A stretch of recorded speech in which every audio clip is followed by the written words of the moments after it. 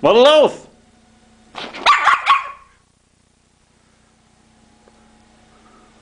Warum der Baum?